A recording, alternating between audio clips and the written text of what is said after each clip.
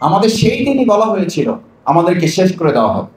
জামাত ইসলামী শেষ করা যায় নাই। সকাল 7টা থেকে সন্ধ্যা 7টা পর্যন্ত আমরা লড়াই করেছি শুধু এক হাতের একটা লাঠি হাতে নিয়ে। এখনো বিভিন্ন টিভি ফুটেজ পাওয়া যায়, লাল কালি দিয়ে বরফ চিহ্ন দিয়ে আমাদেরকে দেখানো হয় এই হচ্ছে নিজামী মুজাহিদের সেনাপতিরা। হাতে কি দেখানো হয়? একটা লাঠি দেখানো হয়।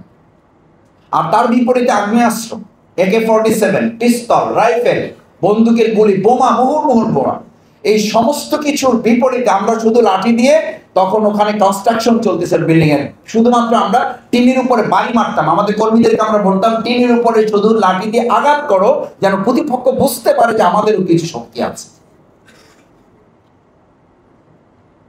আমাদেরকে যারা এখন অস্ত্রবাজ হিসেবে দেখাতে চান, আমাদের অস্ত্রের শক্তি ওই একটা লাঠি ছিল। আমাদের অস্ত্রের শক্তি ওটা ছিল না। আমাদের শক্তি ছিল আল্লাহর উপর বিশ্বাস এবং আস্থা, জনগণের ভালোবাসা, আমাদের জনগণের, আমাদের জনশক্তির ডেডিকেশন, স্যাক্রিফাইস, কোরবানি তারা সেদিন উপহার দিয়েছে।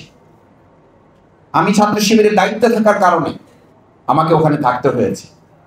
আমাদের ভাইরা থেকেছেন, শহীদের কফিন আমাদের সামনে নিয়ে এসে দাঁড় করানো হয়েছে।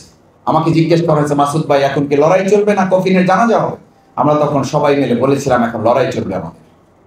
এবং সন্ধ্যা 7টায় যতক্ষণ পর্যন্ত প্রশাসন ওই সন্ত্রাসীদেরকে পল্টন মোড় থেকে সরিয়ে না দেওয়া নিশ্চয়তা দিয়েছে যে এখান থেকে তাদেরকে না সরানো পর্যন্ত আমাদের একজন কর্মী এখান থেকে যাবে না, আমরা একজন ভাই ওখান থেকে যাই।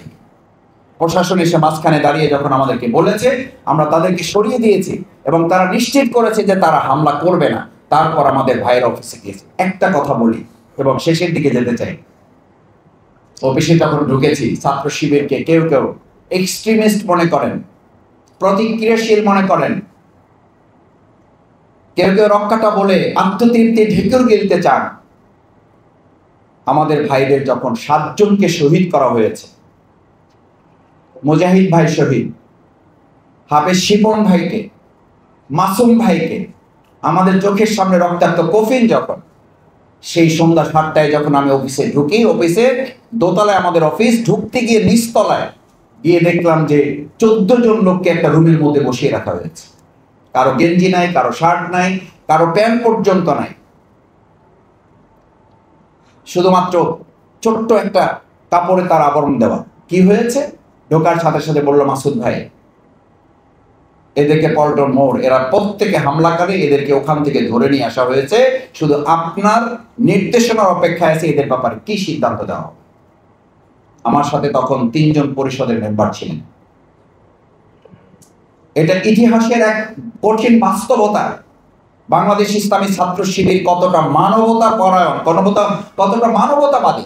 মুহাম্মদ রাসূলুল্লাহ সাল্লাল্লাহু আলাইহি ওয়াসাল্লাম যুদ্ধের ময়দানের যে থিওরি, যে পলিসি মেনটেন করতেন, আমরা ওই 3 জনকে দাঁড়িয়ে আমি পরিষদের ভাইদের কাছে জিজ্ঞেস করলাম, জানতে চাইলাম what can I do and have to do.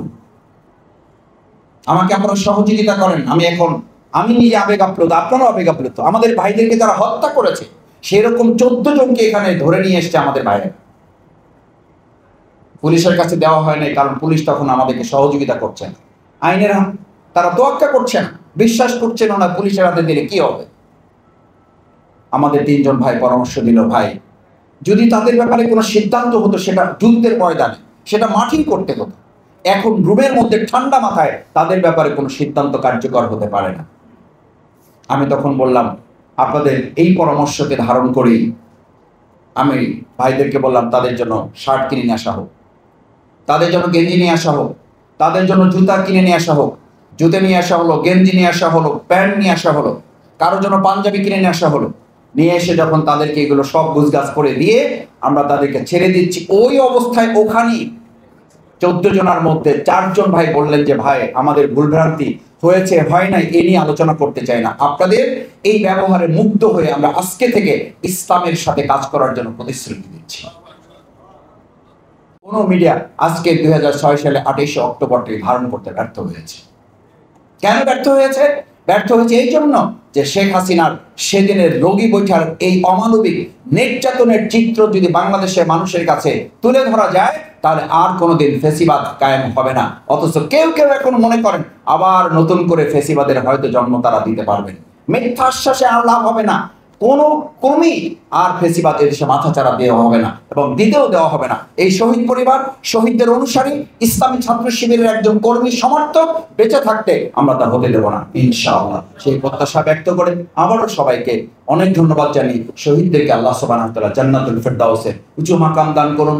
শহীদ পরিবারের যারা বেঁচে আছেন তাদেরকে আল্লাহ সম্মান মর্যাদার সাথে দুনিয়াতে হায়াতে তাইয়্যিবা দিন এবং পরকালে যেন আল্লাহ তাআলা শহীদদের পরিবারের সাথে তাদেরকে সম্পৃক্ত করে তাদের কবুল করেন।